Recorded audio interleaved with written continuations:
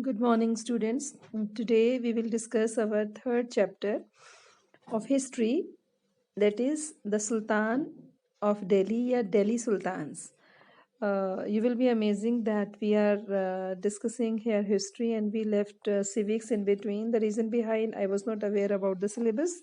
So, firstly, 3 chapters of history we will done, then civics we will start again. So this is our third chapter. So remember in the 2 previous chapter what we have discussed. So where did we leave the chapter? If you remember the history, we have discussed their Chola kingdoms and our ancient system of administration. Now, from 11th century onwards, or you can say 8th century, generally it had the time started of the coming of the foreigners in India.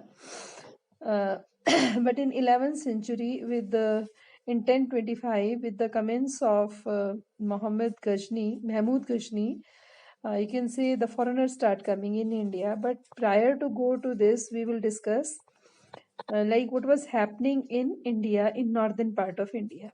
As in the chapter 2, we saw that region like Kaveri Delta became the center of large kingdom.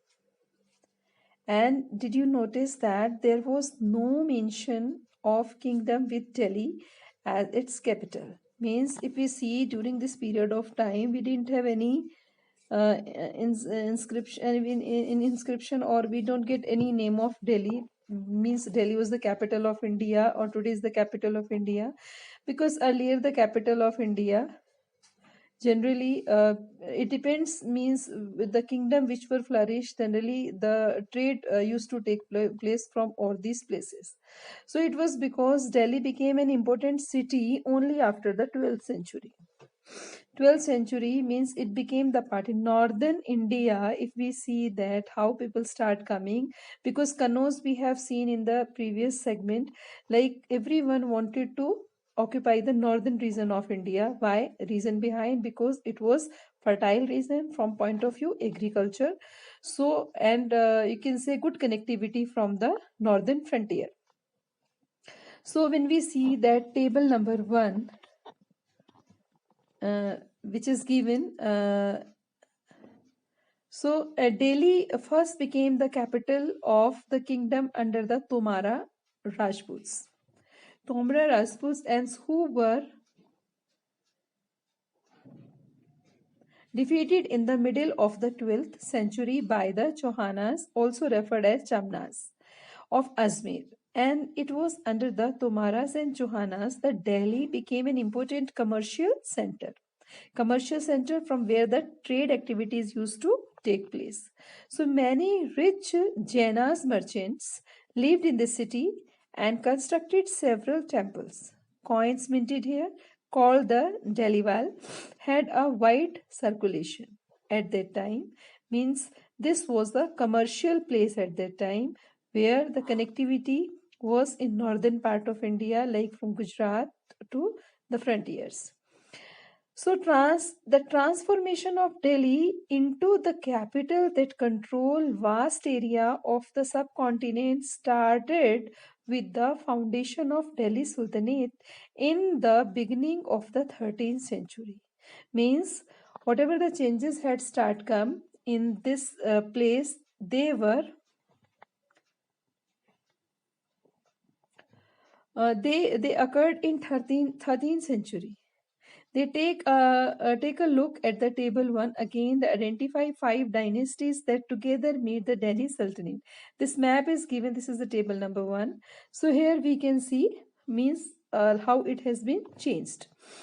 So the Delhi Sultan built many cities in the area we know the Delhi. And look at map 1 and locate Delhi, Delhi, Ekhunna, Shiri, and Jahapana. So these are the names which are given in the map. And the next, the chart is given before you, the rulers of Delhi. If we see how it is shifted from you can say from 10th century to 13th century and onwards what had happened.